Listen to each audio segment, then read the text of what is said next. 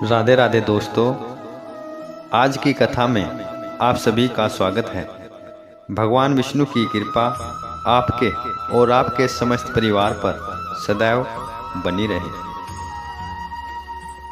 आज दिनांक 1 फरवरी, दिन बृहस्पतिवार। आज की कथा में भगवान विष्णु के चतुर्थ अध्याय की कथा को हम आपको सुनाने वाले हैं। इस कथा को बड़े ही ध्यानपूर्वक सुने और अपना मार्गदर्शन करें। श्री वशिष्ठ जी कहने लगे कि हे राजन, अब मैं माघ के उस महात्म्य को कहता हूँ जो कार्तवीर्य के पूछने पर दत्तात्रेय ने कहा था।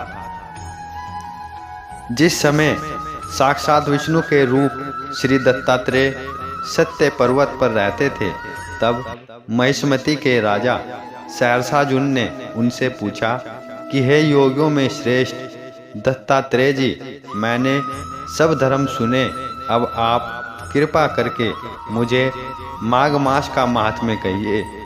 तब दत्तात्रेय जी बोले कि जो नारद जी से ब्रह्मा जी ने कहा था वही माघ महात्म्य मैं तुमसे कहता हूँ। इस कर्म भूमि भारत में जन्म लेकर जिसने माघ स्नान नहीं किया, उसका जन्म निष्फल है। भगवान की प्रसन्नता, पापों के नाश और स्वर्ग की प्राप्ति के लिए माघ स्नान अवश्य करना चाहिए। यदि यह पुष्ट व शुद्ध शरीर माघ स्नान के बिना ही रह जाए तो इसकी रक्षा करने से क्या लाभ। जल में बुलबुले के समान, मक्खी जैसे तुच्छ जंतु के समान यह शरीर माघ स्नान के बिना मरने के समान माना जाता है। विष्णु भगवान की पूजा न करने वाला ब्राह्मण, बिना दक्षिणा के श्राद्ध ब्राह्मण रहित, अक्षेत्र आचार रहित कुल, ये सब नाश के बराबर हैं। गर्व से धर्म का, क्रोध से तप का, गुरुजनों की सेवा न करने से स्त्री तथा ब्रह्मचारी, बिना जली अग्नि से हवन और बिना साक्षी के मुक्ति का नाश हो जाता है। जीविका के लिए कहने वाली कथा, अपने ही लिए बनाए हुए भोजन की क्रिया, शूद्र से भिक्षा लेकर किया हुआ यज्ञ तथा कंजूस का धन, यह सब नाश के कारण है। बिना अभ्यास और आलस्य वाली विद्या, असत्य वाणी, विरोध करने वाला राजा, जीविका के लिए तीर्थ यात्रा, जीविका के लिए व्रत, संदेह युक्त मंत्र का जाप, व्यग्र चित्त होकर जप करना, वेद न जानने वाले को दान देना, संसार में नास्तिक मत ग्रहण करना, श्रद्धा के बिना धार्मिक क्रिया, यह सब व्यर्थ है। और जिस तरह दरिद्र का जीना व्यर्थ है, उसी तरह माघ स्नान के बिना मनुष्य का जीना व्यर्थ है। ब्रह्मघाती, सोना चुराने वाला, मदिरा पीने वाला, गुरु पत्नीगामी और इन चारों की संगति करने वाला माघ स्नान से पवित्र होता है। जल कहता है कि सूर्य उदय से पहले जो मुझसे स्नान करता है, मैं उसके बड़े से बड़े पापों को नष्ट करता हूँ। महापातक भी स्नान करने से भस्म हो जाते हैं। माघ मास के स्नान का जब समय आ जाता है तो सब पाप अपने नाश के भय से कांप जाते हैं।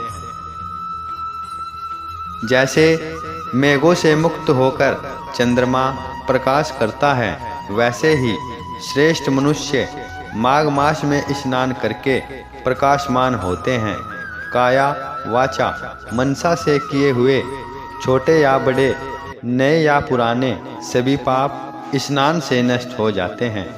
आलस्य में बिना जाने जो पाप किए हो वह भी नाश को प्राप्त होते हैं।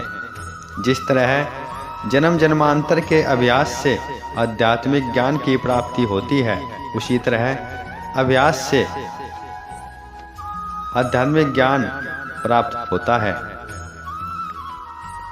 जन्मांतर अभ्यास से ही माघ स्नान में मनुष्य की रुचि होती है। यह अपवित्रों को पवित्र करने वाला बड़ा तप और संसार रूपी कीचड़ को धोने की पवित्र वस्तु है।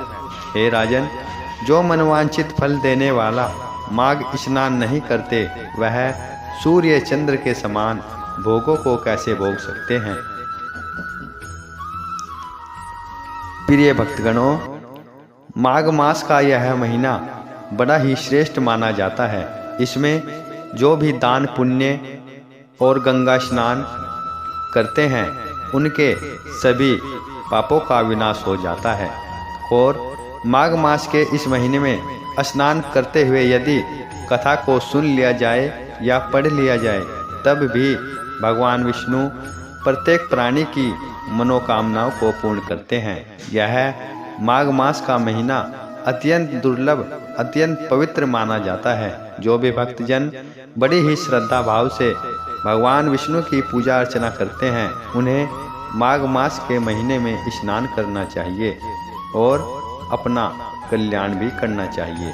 प्रिय भक्तगणों, आज की कथा में माघ मास के चतुर्थ अध्याय की कथा को हमने आपको सुनाया है। उम्मीद करते हैं यह कथा आपका कल्याण करेगी और आपकी आने वाली सभी बाधाओं को दूर करेगी। प्रिय भक्तगणों, इस कथा को बड़े ही ध्यानपूर्वक सुने और अपना कल्याण करें। आगे की कथा बहुत जल्द ही लेकर हम आपके सामने प्रस्तुत होंगे। राधे राधे, जय श्री कृष्ण।